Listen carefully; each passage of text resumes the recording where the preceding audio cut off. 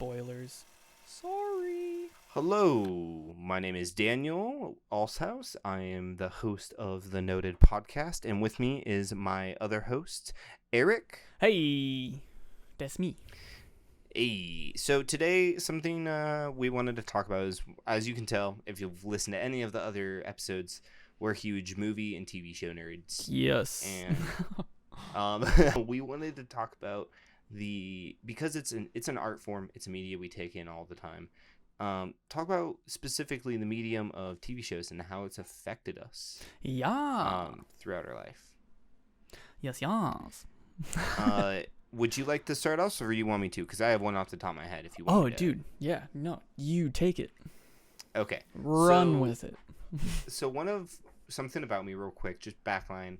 I'm kind of the worst type of hipster about some TV shows and movies. That if multiple people continuously talk about something or tell me to watch something, I just won't. I'll ignore them, and then I'll watch it on my own and act like it was my own idea. And that's how it was for the longest time with The Office. I just could not get behind it. Everyone kept telling me to watch it, and I was like, no, the show's dumb. I'll never watch The Office. You want to know what you do now? Every day of your life? Watch The Office religiously. Dude, it's my favorite show. He's like, oh, I'm going to clean the house. Puts on Office. Oh, I'm going to go play disc golf. There's probably Office in the house. There's probably still playing The Office everywhere. Mm-hmm. Goes to bed. The Office is still playing. Wakes up. Yeah, The Office. I fall asleep to The Office. Oh, I believe you. But what started this addiction was when I was like. This is an episode of My Strange Addictions. Yeah, the Office version. Steve Carell, I'm addicted to you. Please bring your pointy nose to my house. Yes, I love it. No, but I was about 16, and me and my buddy had smoked some of the ganja on a walk, and my mom wasn't home when we left, and when we got back, my mom was home, and like I'd smoked a lot of weed before, and like came home, and my parents never noticed, but we were extra, just like toasty. Extra toasty and extra we don't give a fuck, no cologne, no eye drops. There was zero effort into hiding it type of thing. It was like, hey, look, Mom, I experienced drugs. Yeah, and so I get back to the house, and my mom looks at me and is like, have you been smoking weed? And I was like, no. Yeah. And she's like, yeah, you have. And then looks at my friend Lucian, you guys have been smoking, haven't you? And he's like, And then my mom was like, Daniel, can I talk to you about yourself? I'm like, yeah. And she takes me and like, and my dad in your head. No. And short story short, my mom caught us. My dad was gone. Thank God my dad was not there. He would have laid into me. She was gonna tell my dad when he gets back from his weekend trip. And so and my friend's spending the night at my house, and he lives like 20 minutes away. So my mom wasn't going to make him go home. Yeah. So he continued to stay the night at my house. Just slept in shame. Yeah, and so I come back into my room. Yeah, I come back into my room, and I'm a nervous, anxious mess. No, of course, you just got caught. Yeah, I just got caught. You've been seen. Yeah, and I grew up in a very very conservative Christian household, so that is definitely a big no-no. Mm-hmm. And I am now like sweating balls. I'm freaking out. I'm having an anxiety attack. What's happening? And my friend puts his arm around me. He's like, "Don't worry, bro. I got you." And we sit down. And he's like, "Do you mind if I throw on a show?" I'm like, "Yeah, sure, whatever." He's like, "Oh, I have a perfect episode of The Office for you to watch." And you were like, no. Well, and I'm not even in the headspace to be combative at this point. Like, I'm not arguing with him. I'm like, yeah, whatever. No, I was just channeling the inner hipster for you. Oh yeah, your brain was probably like, how dare you put this show in front of me when I can't tell you no. Yeah, the ego inside of me was trying to say that, but my confidence was gone, so it didn't matter. It's like, I'm just here for the ride, man. I'm sorry. Yeah.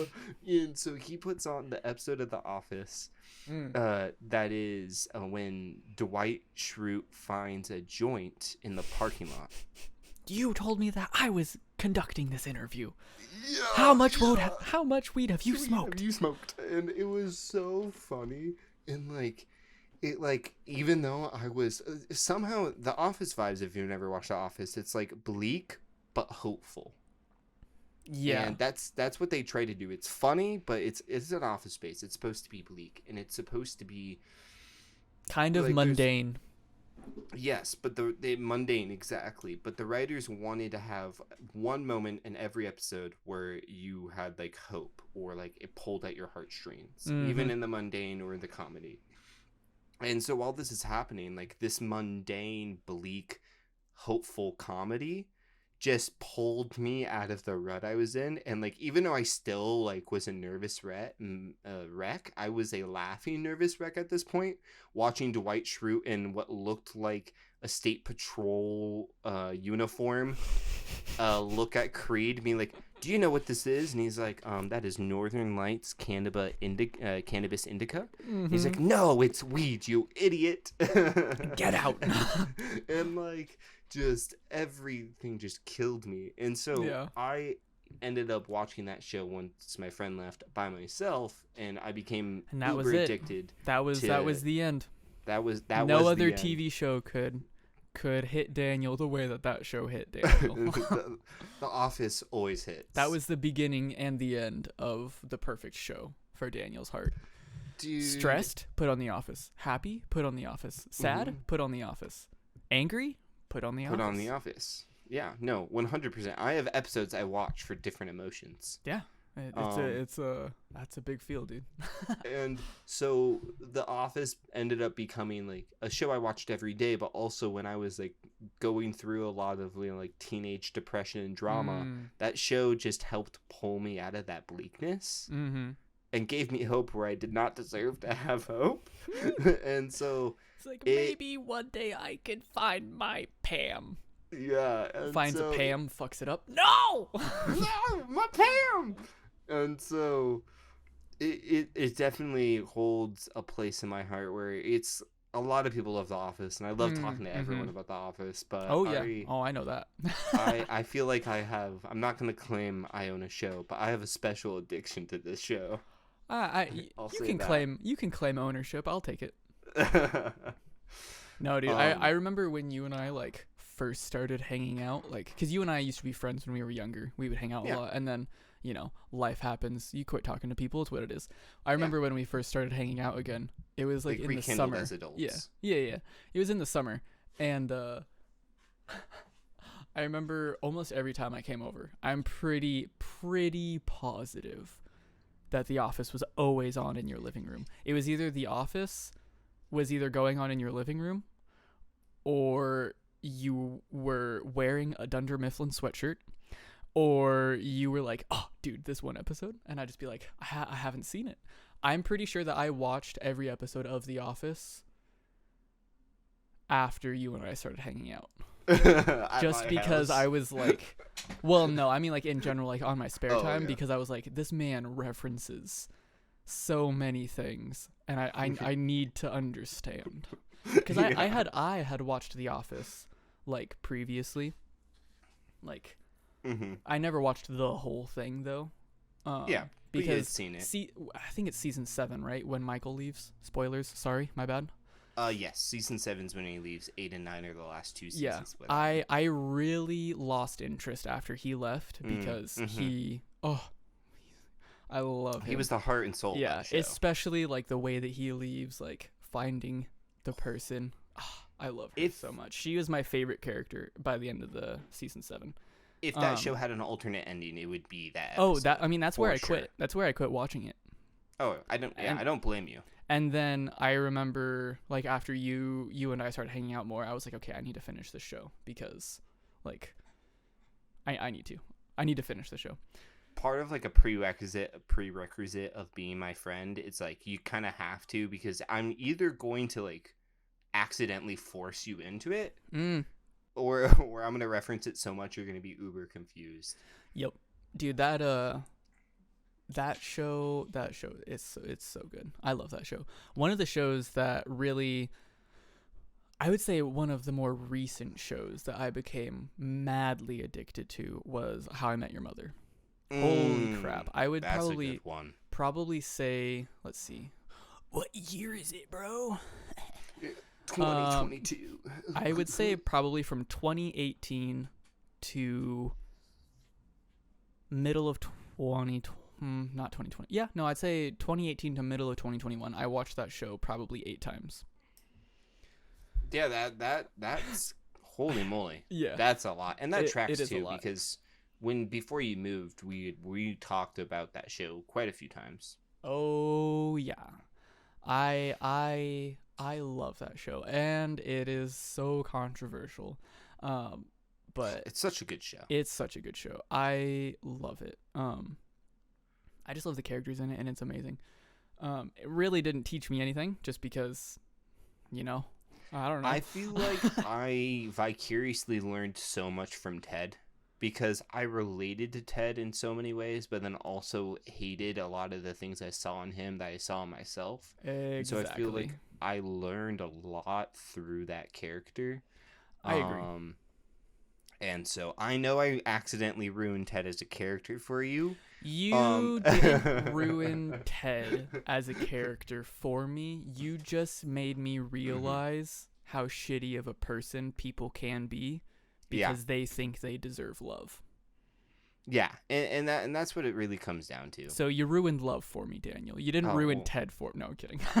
Well, that's even worse. I'd rather ruin Ted for you. I don't want to ruin love for you. You didn't ruin love for me. It was a really cynical joke. But you ruined the love aspect of the show, because every time that I watched it, I was like, this man's just trying to find love. And then you were like, yeah, he is, in every worst way possible. And I was like, fuck, no, you're right. Yeah, but that's pretty much it. Yeah, I really liked that show. It gave me a different perspective on how to understand people, kind of, but it's good stuff. I liked it.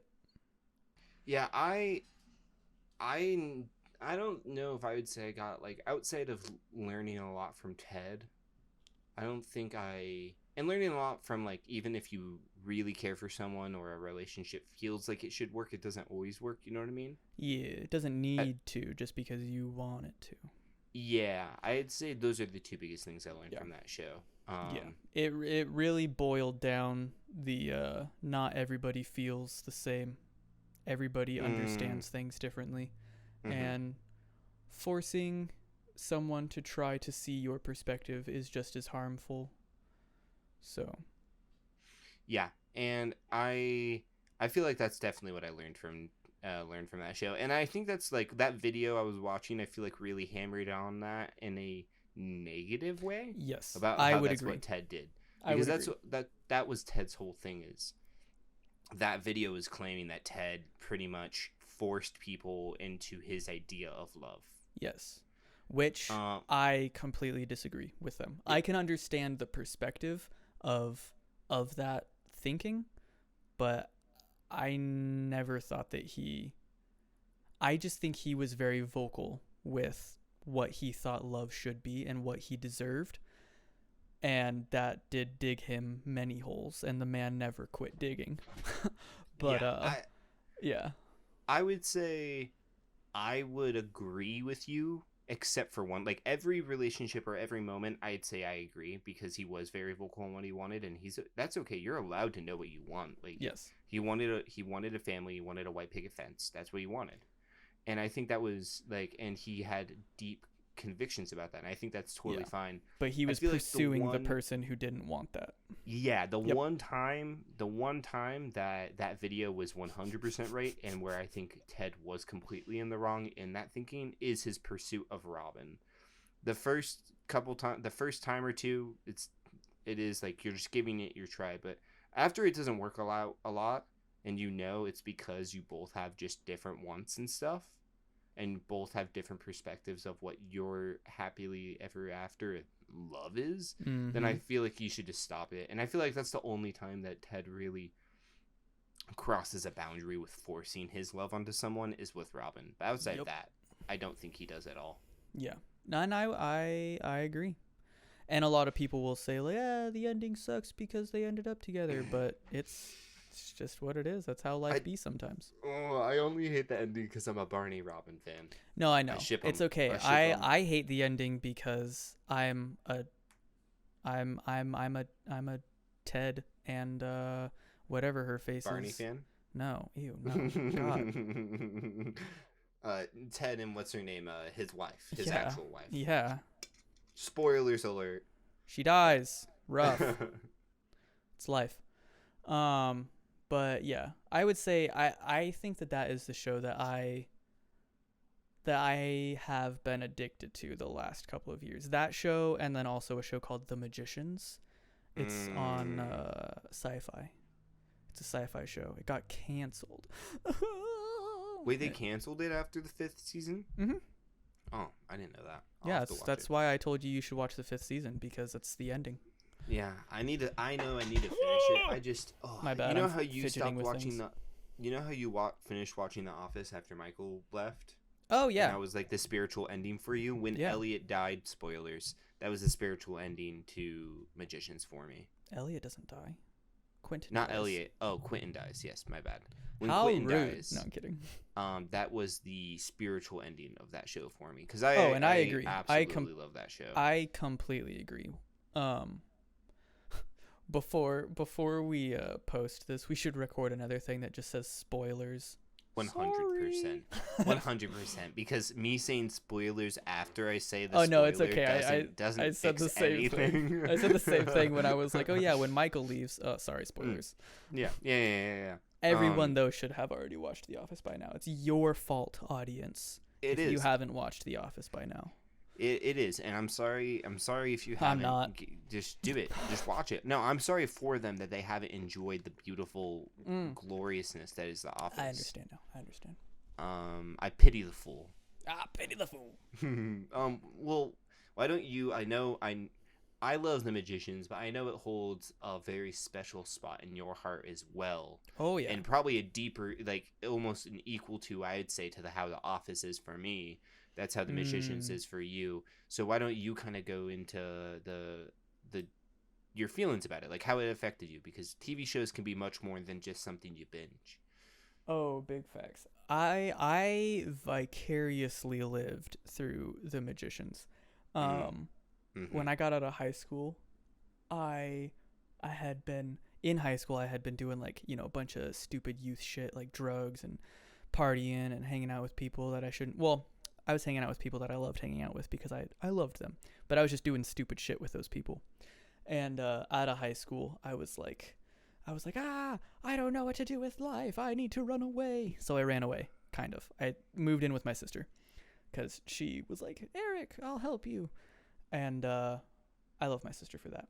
I'm so grateful that she did that. But ergo, 3 months of depression because withdrawal from drugs, heavy sleep, all sleep every day. That's all I did for 3 months. And I've said that on this podcast already. If you've listened to past podcasts. This man hibernated. Yeah, I hibernated for 3 months. It sucked, but it was needed. And towards the end of my hibernation, I started to become a normal human being again. And I was like, okay, time to get a job. Well, I got a job at McDonald's. And then I started to watch this show called The Magicians. And The Magicians, spoilers, I'm going to say it before I explain the entire plot. The Magicians is about this character named Quintin Coldwater, who is a sad, depressed boy. I wouldn't even say depressed. I would say suicidal.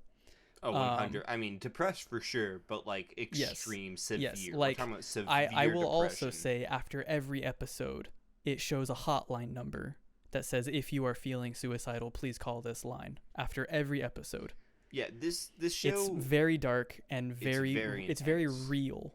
Yeah. As fictional and fake as it is, it really, like you said, presses into the matter of how people understand and how people cope with how their life is going.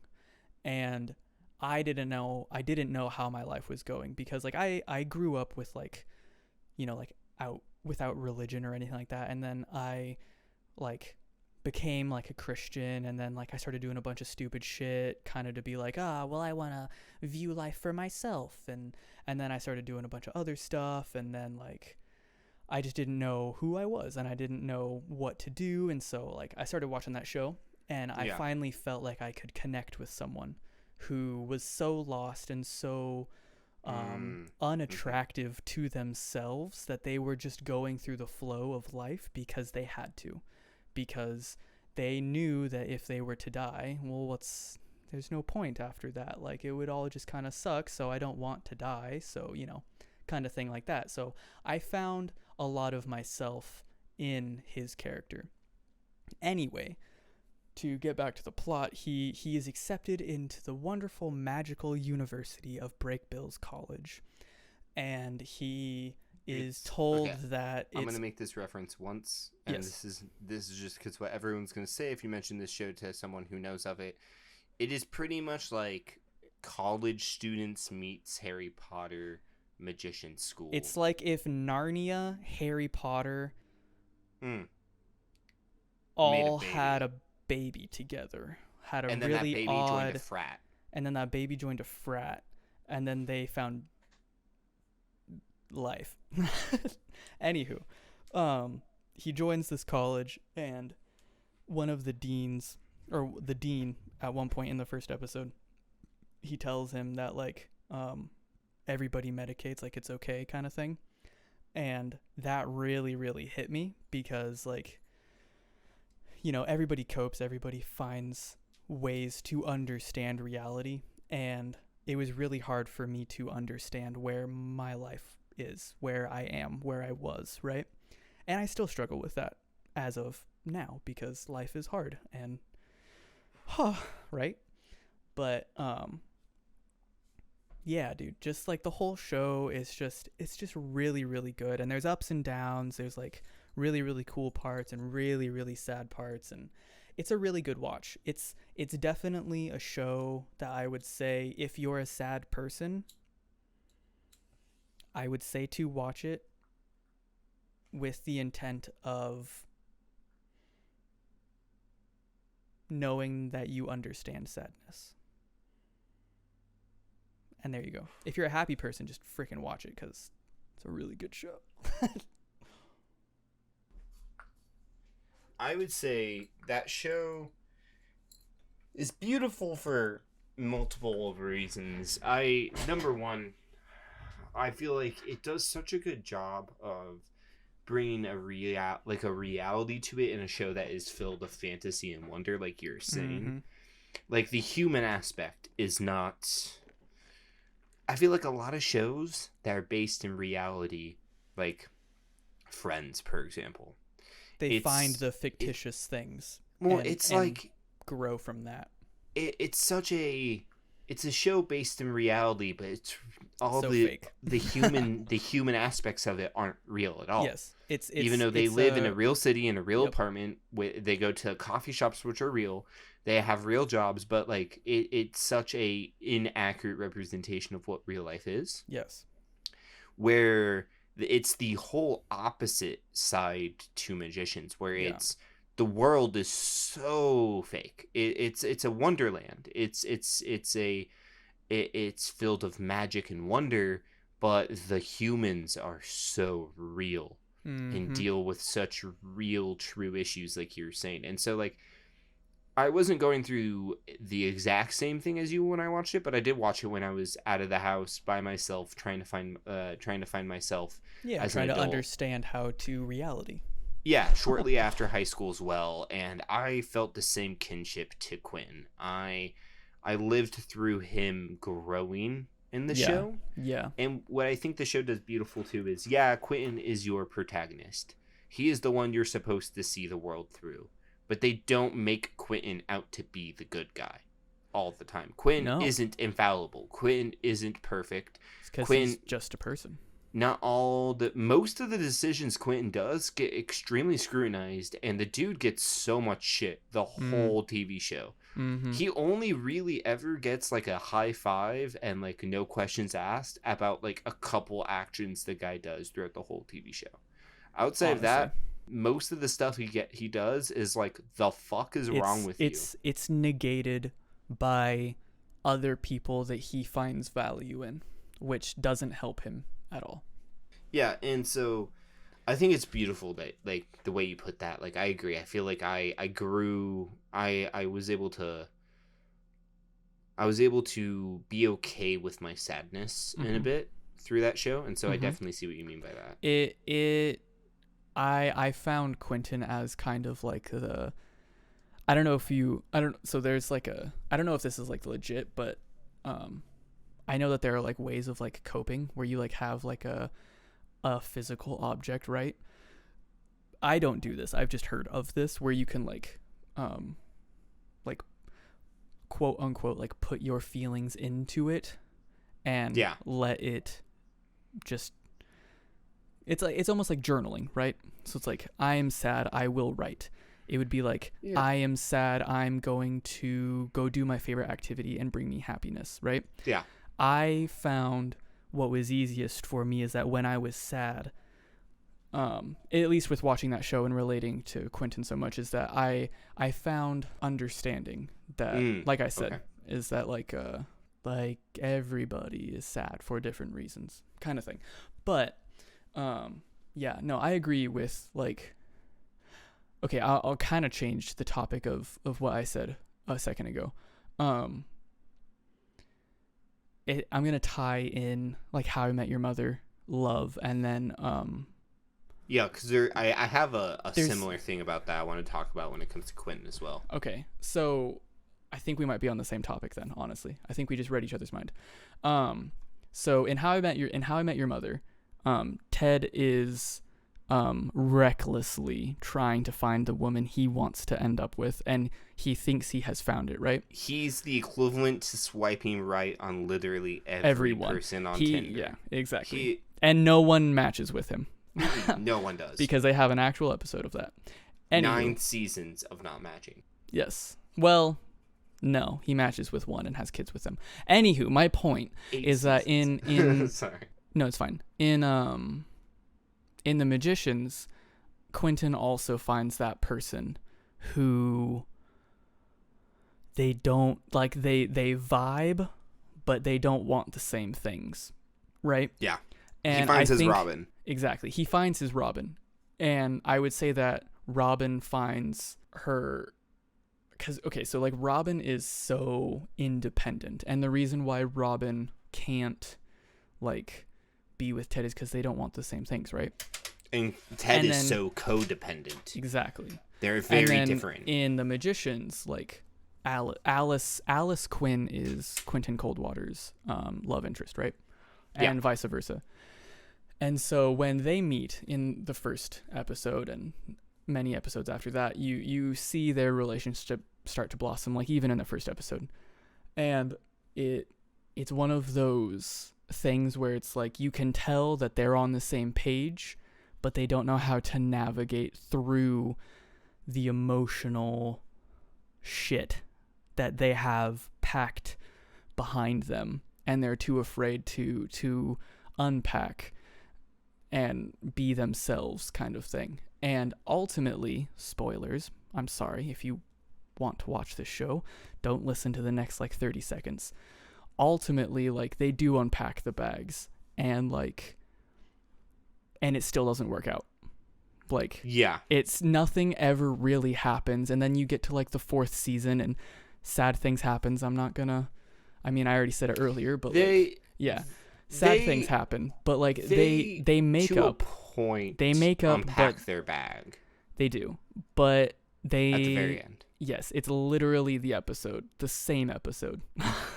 Yeah, and we already spoiled it once. So like the episode that Quintin dies is the episode where they really fully like they don't just come back together, because they're on and off throughout the whole show, but they have like an actual healthy relationship. I wouldn't say that they're on and off. I mean, after Alice niffins out, that's true. She's gone, dude. The only person that is in a relationship at that point is Quintin. He is recklessly fighting for love. That's fair. And I think that's the beauty that I find in his character, is like he knows that she loves him, but he knows that she doesn't know how to process that. and like he's not forcing that. I mean, there are times where it does feel a little forced. He does force it here and there, but you can also tell that she does love him, which is interesting. I would say, yeah. On that same topic, a reason when I started watching this show, it was by myself. I'm living on my own for the first time. I'm young. I'm fresh out of a relationship where my heart got broken, and I found this show with, and I saw so much of myself in Quintin.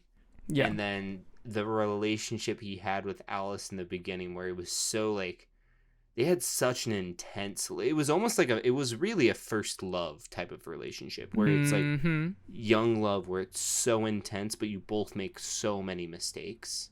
Yep. And you're just both fucking just struggling to make it work. Yep. Struggling to make it work. And I saw that.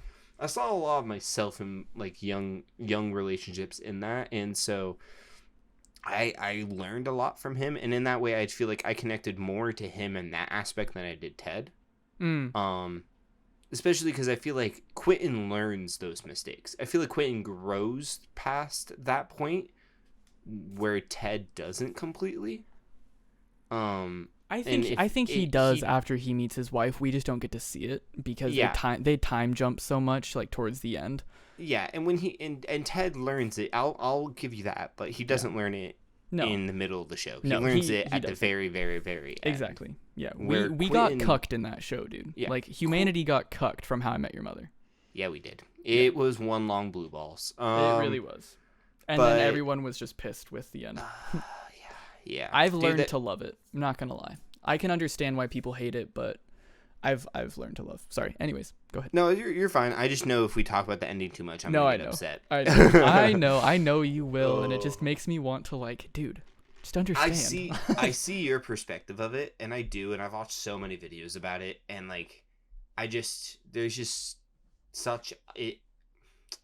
I have such an intense feeling about that show, the same way I have an intense feeling about SAO, and I can't give up its follies. Yeah.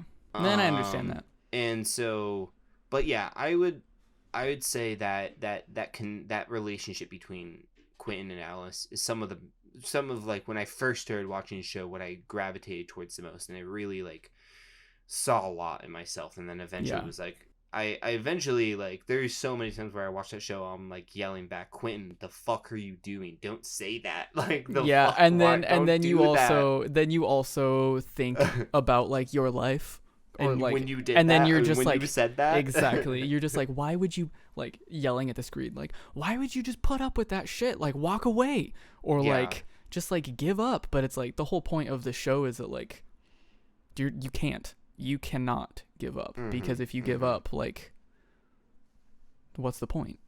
Yeah. I'd say, to kind of segue out of that show into another show that I would say, if we're going for recency, the most recent show to like affect me as like an adult deeply would probably be The Good Place. That's a good one. I haven't watched it. I have not finished or watched. I think I've watched the first like 7 episodes, and I will let you explain. But just like, I watched it, and it just broke my brain. I couldn't. I will say this about the show: if there's any reason anyone should watch the show, before I get into like spoilers or start. The show was written with, I mean, I don't know this with fact, but you can tell by the way the show was written. It was, the first season was made with an ending in mind, and they committed to that.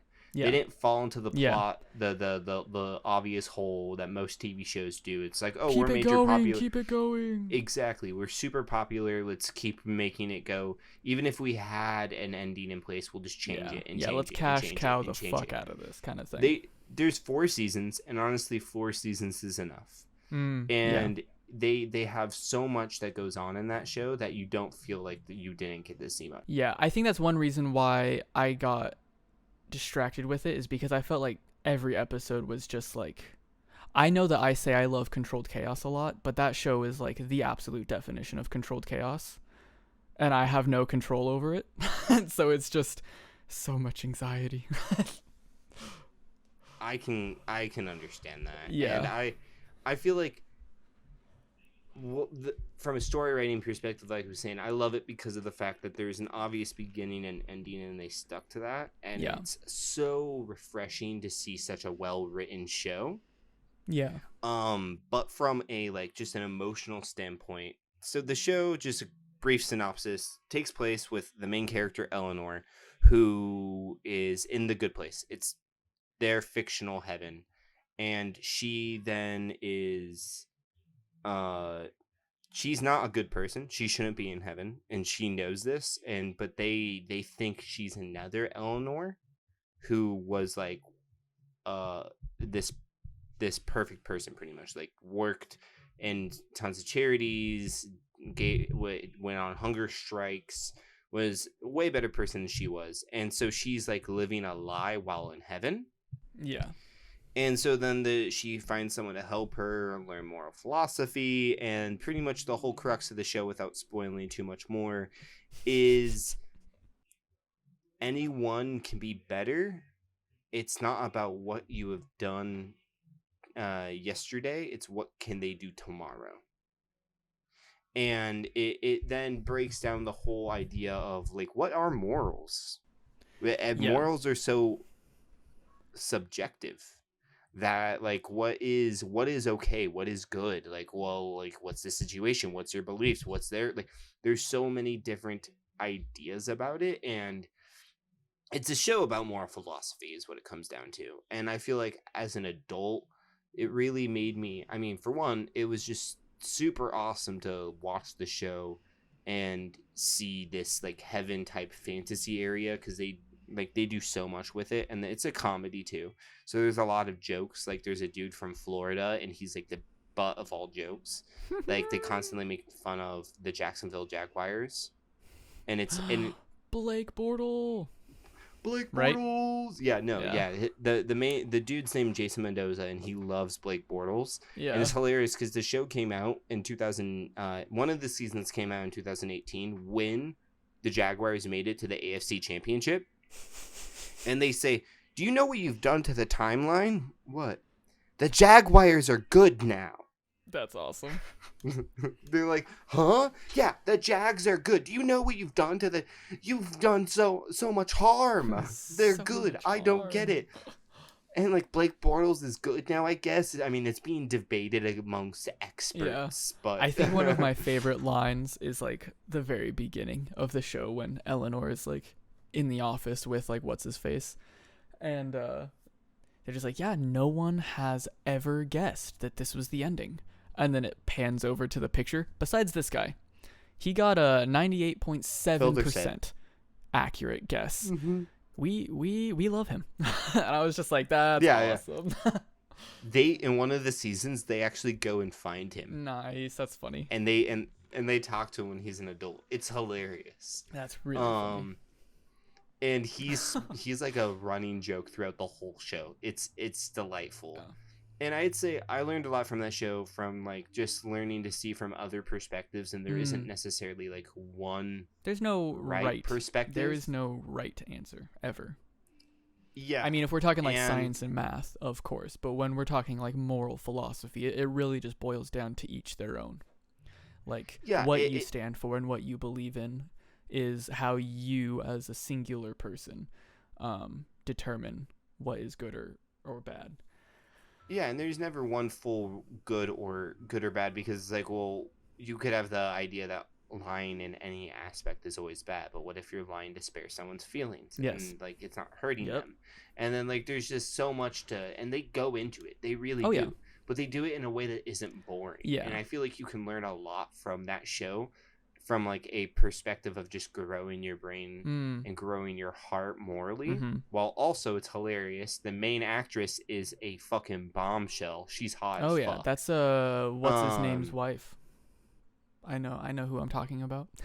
Yeah, and I have no clue who you're talking about. There's a movie called Without a Paddle, and he plays in that movie. Dax Shepard got him. Okay. He's hilarious. He's a really good actor. But it's He also hosts a game show. Sorry. I have no clue who he is. So that name just went over my head. I just heard Shepard and started thinking of Grey's Anatomy. What? No, oh, that's another show that I got into the last couple of years. That's a good one. You got me into that show. I know I did. You're welcome. I got 3 seasons in, and then I stopped. Out of the 15. Dude, there's a reason Cash I cow. don't like watching. I don't like watching shows that are that long. I really don't. Okay, I'm gonna be honest. I do and I don't. I think if a show loses like 3 or 4 main cast members, it's like and keeps going. It's kind of just like, wow, okay. So can I spoil something for you from that show? I want to say probably never gonna watch it. So it's fine. I know. I know it's a long show. It's commitment. But like, I want to say like season 9 or like 10 or 11 or 7 somewhere. I don't remember. A lot of the characters get into a plane crash, right? So like, and they all survive, but they're all doctors. They lost it? They sorta. So like, they're all in a plane crash, and then they're like, like, what do we do? Like, we're all alive, but we're out in the middle of nowhere. And of course, like, some of them are hurt, so they have to like use surrounding things to do medicine. Ooh, shocker. You know, like, the thrill of having to stitch. Who could have seen that? Yeah, like, I have to stitch someone's wound with, like, thread from my pant leg kind of thing.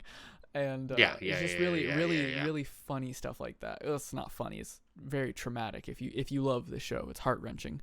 Because a lot of characters, not I'm going to say a lot of characters die, but like a couple main characters die.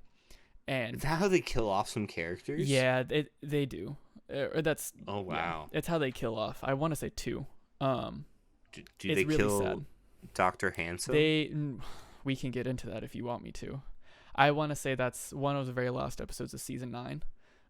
He gets into a truck, like a car accident, like a semi. Okay, so he's driving to New York because he's a great brain surgeon, I think. Or he's living in New York, I don't remember. And these 2 cars get in a car crash, and he's like, I'm a superhero. I'll go help them.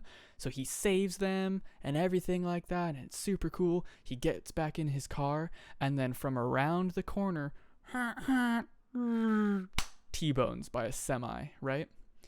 So, and then next episode happens, and he's like he's in a coma, but he's like doing voiceovers in his head of how to perfectly fix himself, but all of the doctors around him are incompetent and don't know how to fix him. In season 1, episode 1 or 2, he literally says, I would hate to die on a bed from doctors that are incompetent. And that's exactly how he dies. He dies from people who don't know how to fix him. It made me cry so much, dude, because he died exactly how he did not want to. Ugh. He's one of the hottest people in film in general. Yeah, he's not only that, he's just a really good actor. But he is a good actor, and I like his character, and you're not wrong. The way he died is heart-wrenching. Oh, I'm so sad. I'm so sad. Yeah. I think that was the thing that was the thing that really hurt though when watching that, was that I can imagine he like was monologuing the entire time. He's like, oh, my left rib is broke, I can't breathe properly, and then they would like do something that would help him breathe better, right? So like it was really surreal because he was essentially instructing them what to do, but no one could hear him. And then when the main surgeon was like, oh, I'm on vacation, I'll be back Monday, he'll be fine, he fucking dies. I was like, yeah. Huh? Yeah. I'm sorry, but no one. Look. Surgeons and doctors, they need vacations. But if you're in the middle of surgery, or you have a patient who you are doing surgery on, and you are the main dude, you shouldn't take a fucking vacation. I'm sorry, bro. It was a small hospital. No, fuck that shit. I don't give a fuck. Take vacation after you save this dude. You're in the No, middle of surgery, dude. he was already gone. He wasn't. Oh, There was he wasn't there. no surgeon. Like it was just a bunch of like Oh, practicing like practitioners, right? yeah. And so like they were doing the best they could, but the main surgeon who could have fixed him was arrogant enough to say they'll be fine, kind of thing, you know? Yeah. And then Oh. he dies. Oh. And then Meredith is like kind of loses her shit. I can imagine, But dude. is it that's kind of where I stopped watching the show as well, because I was like, well, my favorite character's gone, so bye-bye. Speaking of, okay, so shows where like main characters or like favorite characters, fan favorite characters leaves. I'm gonna bring this full circle back to The Office. Okay. So, I think a lot of people hate the episodes after Michael Scott leaves Oh yeah. because Michael Scott is, like I said earlier, the heart and soul of that Yeah, show. he and is. he is, and I respect why a lot of people don't like the show after he leaves, because the whole dynamic they built, Michael and Dwight do something absurd. Everyone else who is supposed to represent the normal everyday folk respond in kind. Yeah. They respond the rational way to his absurdity. And when Michael leaves, he's no longer the absurd person in the office, and Dwight can't carry it himself, so they need others to fill that role, and eventually everyone ends up becoming the absurd character, and no one's the grounded character Of caricatures. their prior selves. Like they all Yes. kind of become clowns of their character. Yes, and that's why I do think the show got weaker because of Yes, that. weaker is the correct word. But I don't think the show got bad, because personally, my favorite, not my favorite, but like we're talking like top 3 favorite arcs in the whole show, is from a season that Michael Scott's not in. Talking about Robert California. No, I mean Robert California's in this arc, but it's not his like beginning arc I like. Yeah. It's the Florida arc. It's when Dwight gets a team together and takes them to Florida. Jim gets hit on mercilessly by one of his coworkers. Stanley becomes Florida Stanley and is drunk the whole time. Dwight has appendicitis and fights Jim for physically in a room. Aaron ends up becoming a nanny. Like there's just so much that happens, and I love the fact they're like not in the normal everyday like office area. Yeah. And then watching like everyone at the office, like you have everyone in Florida doing all these exciting new things, and everyone in the office is like, "So how's your Tuesday?" Yeah. And it's such a good like juxtaposition. And then Packer comes back.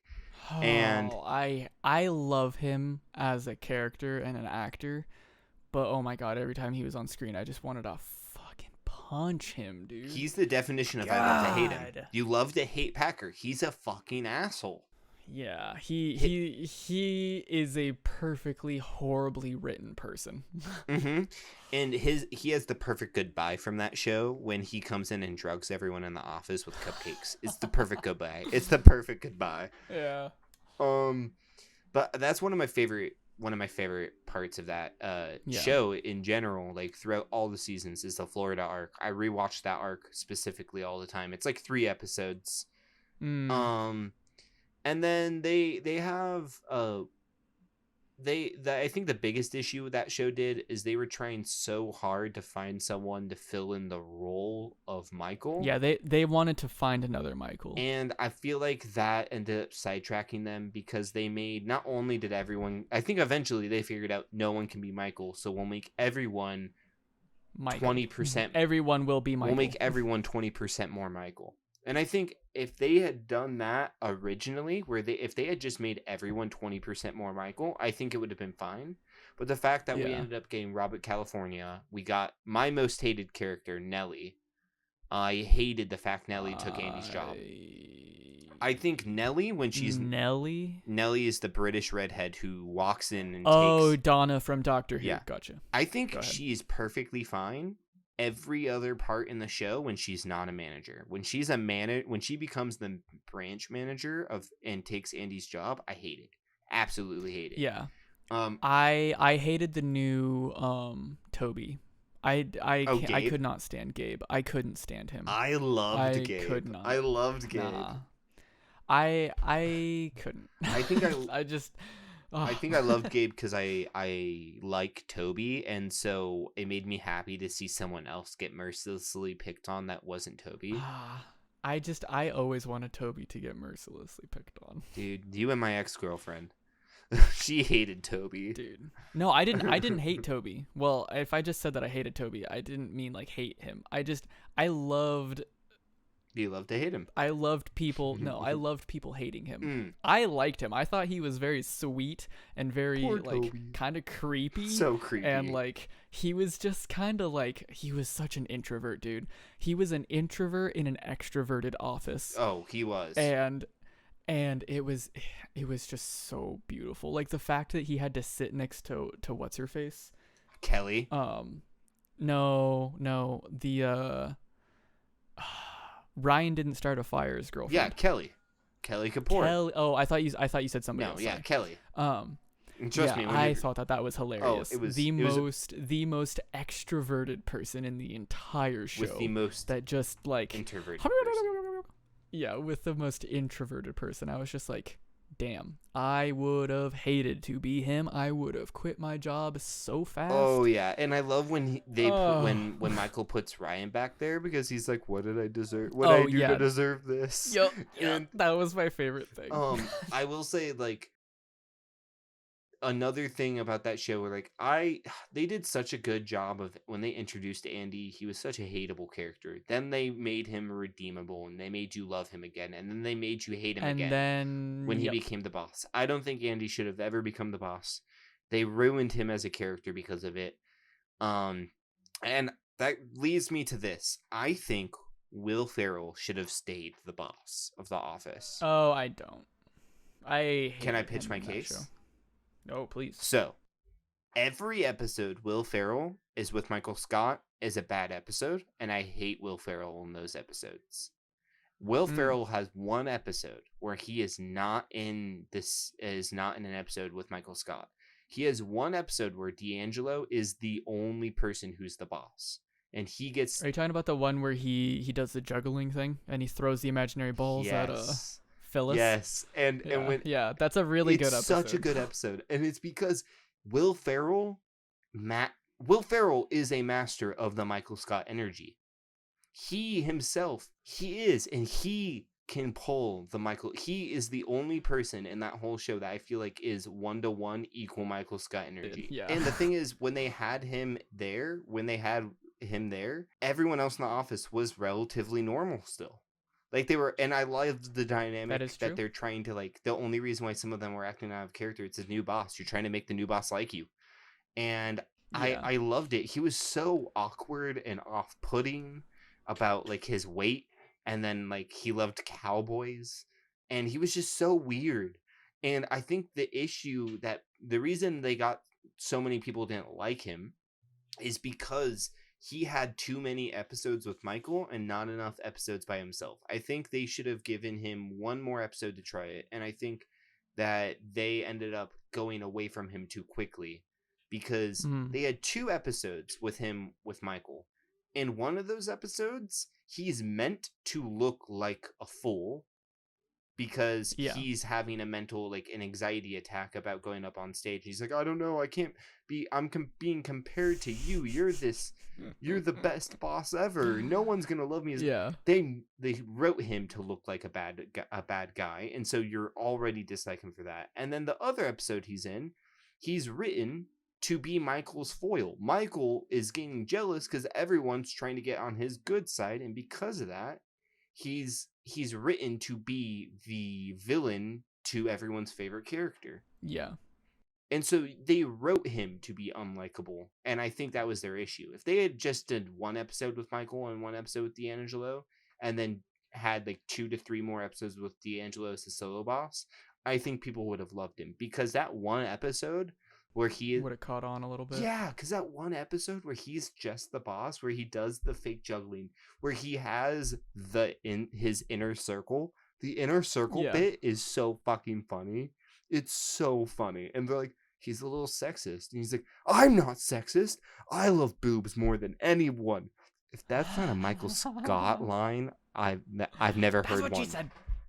Yeah, dude, I love it. And then when he says that he can do the Michael Jordan free throw dunk, Oh it's yeah. so good. It's so dude, that is such a Michael position. Like he's so much talk and no like output. That's Michael. That's Michael. And like I just and it felt like the same dynamic, but it didn't feel like someone was trying to be Michael. It felt like he was being himself. Yeah. You know what I mean? Yeah. While still getting Yeah. this. Wasn't trying to replace, but just got a job. Yeah, and I love that episode so much, and every time I watch it, I'm so happy, but also so sad that we don't get more of him, because that it's like it just happens to be the episode they write him out is the best episode with him. One of my favorite like small replacements that they did was I think I'm pronouncing his name right, but the Idris Elba. Yeah. Dude, I loved his character. He's so good. The only reason I loved him was because he was like anti-Michael. And anti-Jim. Yeah. Well, I just mean like character-wise. Like he was the exact opposite of Michael. Yeah. And that's why I loved him so much. He was Dwight if Dwight wasn't so fucking weird. I mean, yeah, he was just a hard worker. Yeah. I loved him in that. He was just like, what is wrong with these people? Honestly. Well, and I love how his character is like, he's such a hard worker and he's so like nose to the grindstone. And he's like, I just feel like Jim never had a chance. He never had a chance. He tried to impress him every time. It blew up in his face so bad. He just fell short. Every time. And I love when they have... And he wanted him to like him so much. He did. I love when they have the Office games. And Jim spikes it on him. And he's like, look who just woke up. And he's like, he's not even my boss anymore. Why is he doing this to me? And then Idris spikes it on Jim. He's like, I've been up for a while. It's like, oh my god, yeah. I don't know why this dynamic exists, but I love it. That's one of my favorite episodes, dude. That is like peak. Oh, what is Michael's wife's name? Holly. That is peak Michael and Holly. When they put on that play dude, oh my gosh. And when... Oh my gosh. I remember when I can tell you when I watched that specific episode because I posted something on Instagram. I could do a whole podcast about The Office, dude. Oh no, I know you could. I'm here for it. I just, it's so good. So all of the shows that we've talked about have been live action. You kind of said SAO, which is Sword Art Online. It's an anime. Yes. In brief summary, what would you say like are just a couple of? They don't have to be animes. They can just be animated shows. What are a brief couple of shows that didn't like, change your thought process or like, revolutionized your thinking or emotionally like helped you get through shit? Yeah, what are like what is the funniest show, like animated show that you've seen? The funniest one? I mean, that's a hard one. There's a lot of really good animated funny shows. I mean, off the top of my head, Disenchanted is a really good one. It's made by the same people that made The Simpsons. And Did you know that Futurama's coming back? Yes. On Hulu? I heard about that. Dude. Oh my god. You hyped? Sorry, I'm gonna lose my shit. Yeah, man. I really like obviously Avatar: The Last Airbender is one of the best TV shows in general to ever be made. I'll say it's not funny, but I will talk about SAO briefly. SAO I loved a lot because I was going through I was like probably 13, 14 and was like just so confused and like so like what is life? And I feel like SAO is a perfect time for me to like escape and vicariously live through someone as like the hypothetical. Like Kirito is what I like if my ego was set to a max, that's what Kirito is. Oh, dude, if my ego were to be set to max, I would be Aang, 100%. And it's okay, I get you. And so like I loved Kirito so much. It was like I want to be this man, and I have so much strong feelings because him and Asuna. Asuna was like, I loved their relationship so much, and it meant so much to me as like a 13-year-old, and like I have so much strong love for that show, which is why I talk so much shit about it. Because it means so much to me, and it fell so short. It's like when you expect something to be bad, or it's been bad its whole life, it doesn't hurt that much. But when you love something so deeply, but you can't in good conscience say it's a masterpiece or it's good, you can just see all of its flaws.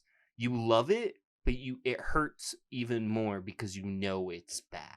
I think the entire theme, if I could boil all of our conversation down to this conversation, would, yes, of course, be TV shows. But you hate to love it. Yeah. Or love to hate it. Yeah, I hate to love it. No, hate to love it. I know. I would say I love to hate it is better because I hate to love it, love to hate it. It's intertwined. I'd say the only show that I've talked about where I don't feel that way is The Office. It's just full love. It's just full love. I mean, Magicians is close to that. There's a lot of things in Quintin I see where I'm like, Quintin, stop. But it's because it's like, Daniel, stop, like 3 years ago. Exactly. And same thing with Ted.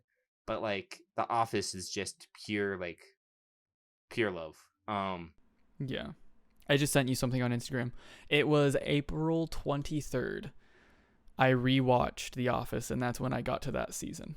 That was the first time that they met when they were losing weight.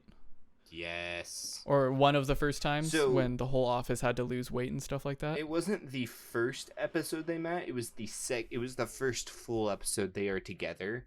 Is the weight loss episode, because the whole time, and when they first meet, Jim has to pretty much tell Michael not to throw himself at Holly. Yeah. Because he needs to be friends. He can't just, he's like, you sound crazy. I get you have intense feelings for this girl, but you don't know her. You need to build a friendship and a relationship with Holly before you just say, marry me. Ergo Ted. Yeah. and so Michael Scott is Ted. Daniel. No! You know I'm right to some degree. I mean, yes. There's the impulsiveness is uncanny. Oh, their impulsiveness and search for love and validation in others is one to one. I will give you that. Mm-hmm. But the next episode though, that weight loss episode, is such a good episode because the whole time it really is. Jim is like, I hate this. Like, I don't know. I didn't think I'd say this, but like, Michael's doing a really good job with Holly. Yeah. And it's kind of because Holly's a major goofball. Yeah, if I ever find a woman like that, I hope to God she loves me. Oh, jeezums, dude. Holly is the perfect, she is written to be the perfect character for Michael.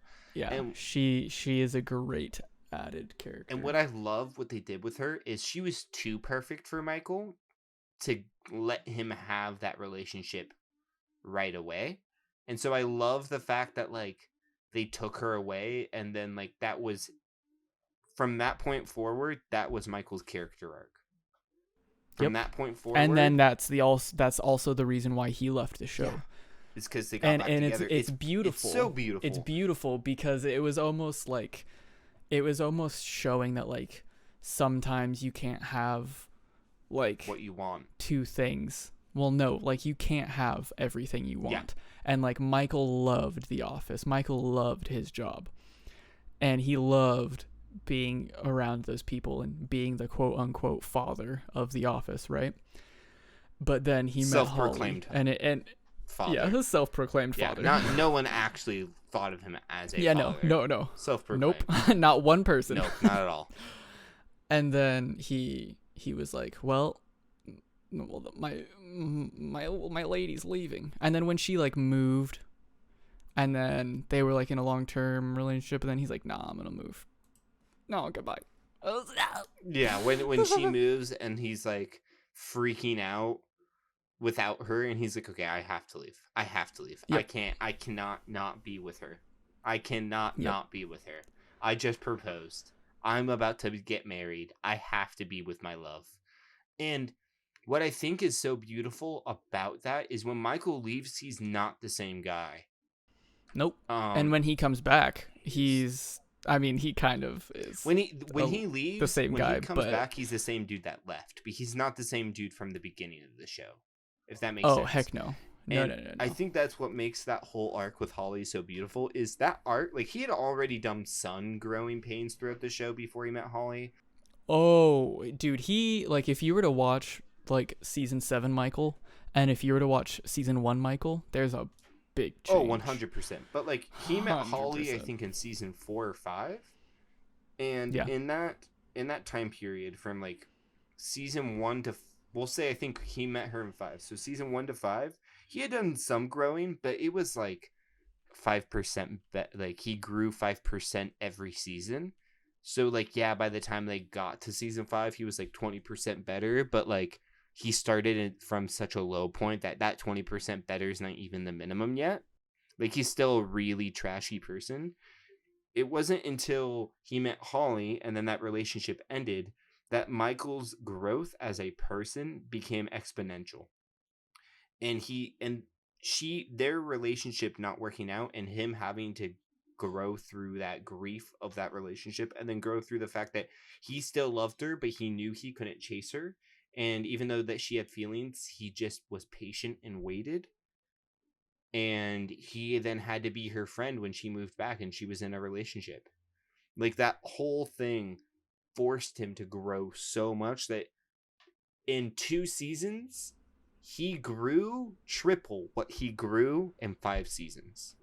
So her first appearance was one of the very last episodes of season 4 to replace Toby. Okay, I knew it was either the first... And then their relationship blossomed in season 5. Yeah.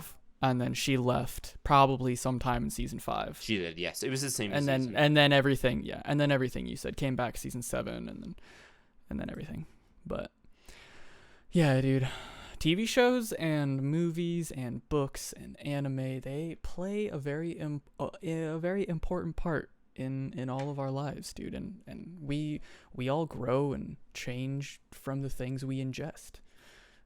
Through media and through food, because, fiber really change your digestive system. And that leads us into our advertisement about good food. Now I'm joking. Oh, imagine. Good food. It's good for your stomach. It's good for your fiber, and it's great for your poop. No, Get dude, good food. You can't. No, dude. You can't fake advertise things. We could legitimately, legally get in trouble for that. For real? Yeah. Wait, no, it's a if you aren't but like good food isn't sponsored. But good food isn't an actual thing. It probably no, is. Dude, I made that all up. I am now going to search good food on the Google. I'm looking. Good food. Goodfoods.com is a thing. Okay, what's good? Okay. Yeah. Good foods, better world. It all started with a simple idea that I'm giving free advertising. Fuck. Don't do it. Dude, I should talk to my boss. And be like, hey, can you sponsor my podcast? Dude, I'm not gonna lie. I thought about going to my boss and be like, hey, look, I know the sister company is a TV show broadcasting. Can I get like a sponsorship from them? Yeah. Like, I could be like, hey, I work at a hardware store. I could put in a stupid ad before it plays. Like, do you need tools? Get your tools at tool.com at tool. Tools. Sunday. Well, I think that's a great place to stop. You can find us on youtube.com/The Noted Podcast. You can find us at Spotify under The Noted Podcast, and on Twitter, we're The Noted Podcast. But you can also find us at A Noted Podcast. That is right. We are now on Twitter. Daniel finally. Other social media TBD. But we are now on Twitter. Yeah, have a good week, and be mindful of how you ingest things. Yeah, because, fiber. You know? Good foods. Yeah, facts. Okay. Bye-bye. Adios. This has been Noted. Noted.